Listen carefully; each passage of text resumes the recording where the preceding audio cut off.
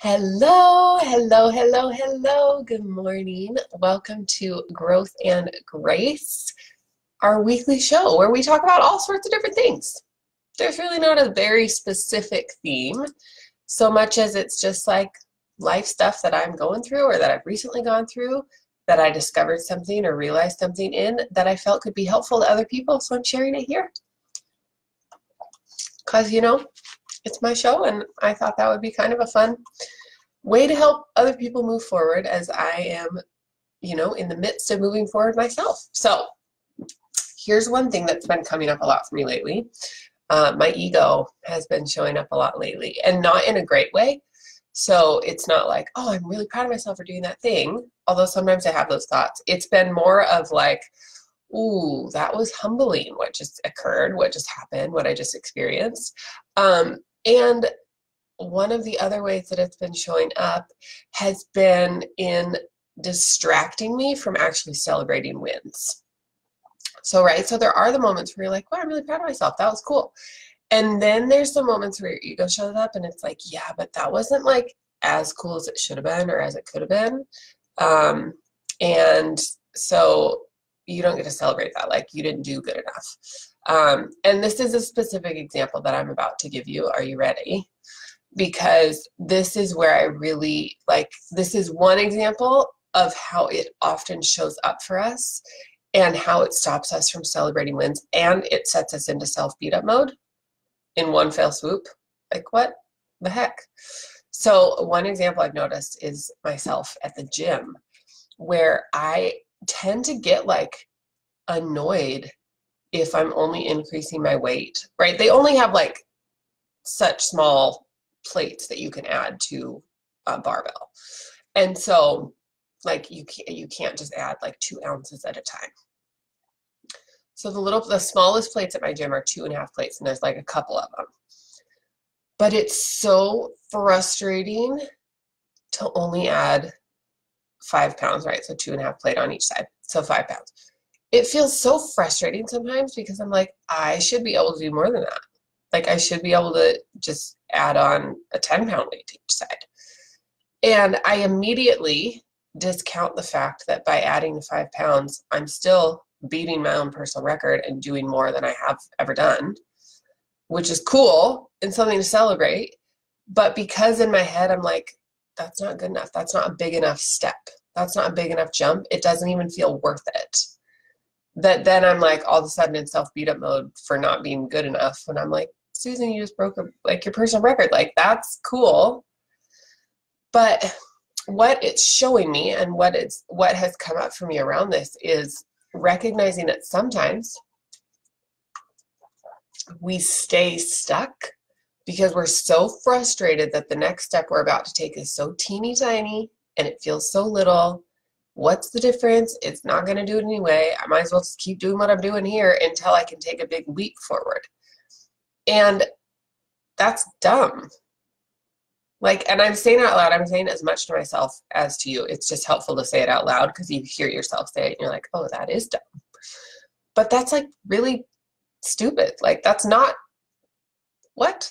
Why do we stay stuck just because the next step that we're about to take is smaller than the step we think we should be taking? It's still a step forward. It still counts. Little tiny babies, when they're learning to walk, you don't get mad at them because they don't just immediately start sprinting. Child, why are you still walking so slow? You were crawling yesterday. You should be sprinting today. No. Although admittedly, I'm sure some kids do kind of skip the walking phase and go straight to running. My nephew he really, once he got upright, he was just, and he was quick little sucker. So he did run pretty immediately, but I think more the mischief in him drove it than the drive to, accelerate in, taking a big step forward instead of little ones. But I digress. The reason that I think it's so important for us to recognize what comes up for us around hey, here's a chance to celebrate a win, but instead I'm going into self-beat up. That doesn't line up. So recognizing it is obviously going to be a helpful first step. Don't forget to stay hydrated. I've been really on a hydration kick lately. It's good for you. It's good for everybody, regardless of what's going on in your life. Stay hydrated. Hey. Coffee isn't hydrating. As a coffee drinker, I must say I need to make sure I'm having my water so that I can also enjoy my coffee. But part of the reason it's so important to recognize that in those moments is so that when we're having that experience of beating ourselves up, we can say, wait a second. No, I'm not going to let you take away from this win by pointing out that it was a little win. It's a W in the books, little win or not. World champions have won by split seconds in races. They have won by 1 point in different sporting events. Like, it's still a W. It still counts. It's still a step forward. So part of this is recognizing ego. Part of it's me practicing being vulnerable and sharing, like, this is something I'm struggling with. And part of it is just to remind you to freaking celebrate the wins that you're experiencing, because they're wins. Even if they're teeny tiny little ones, it's still a win. When you set your alarm and get up 5 minutes earlier than you normally do, that's a win. Even if your long-term goal is to start getting up an hour or 2 hours earlier than you used to. 5 minutes is still a win. 2 minutes, still a win. Getting up when your alarm goes off instead of hitting snooze, that's a win. So let yourself recognize that and allow yourself to really say, oh, you know what? Oh, I am winning. I do have some wins under my belt. Because we all have wins under our belt, but very few actually take time to recognize them and acknowledge them. And especially, I feel like I spend a lot of time around high performers who are very like, go, go, go. They're straight from one to the next, to the next, to the next.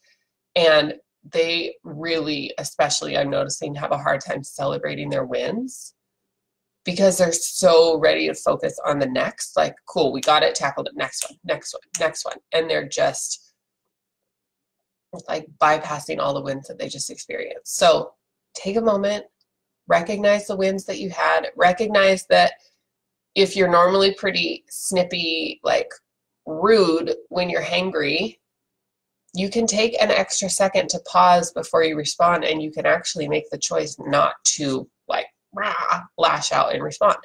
That is another recent lesson I'm learning,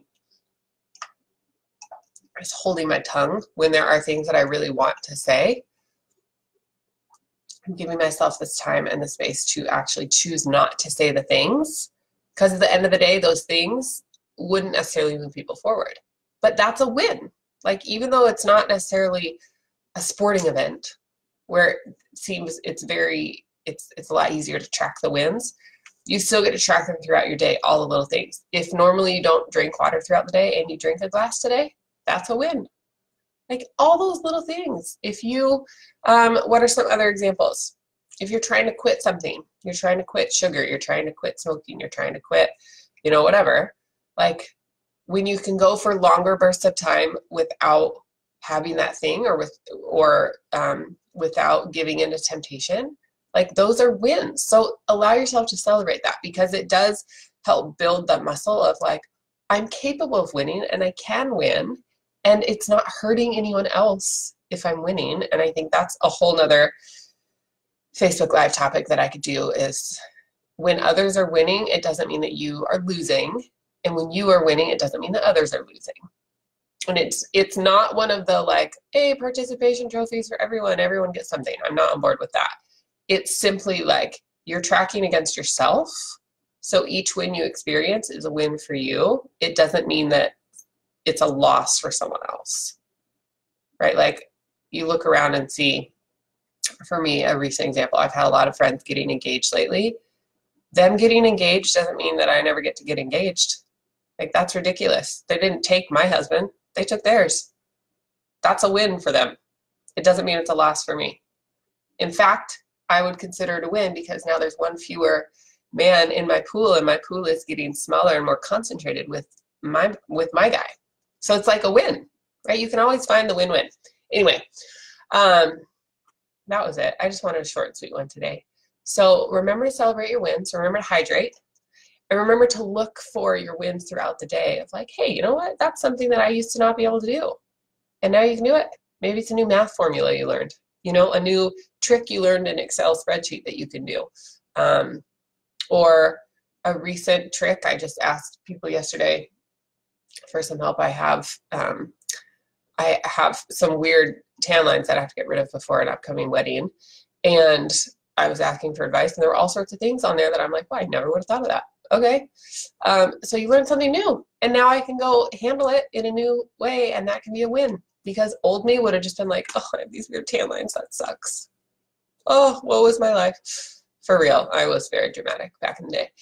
And, but now I don't do that. I have a different approach. So that's a win. So look for your wins and celebrate them. Okay. I'll see you guys next week. Growth and Grace every Thursday, 6 a.m. Pacific, 9 a.m. Eastern. And yay, I'm looking forward to it. I'll see you guys then. Bye for now.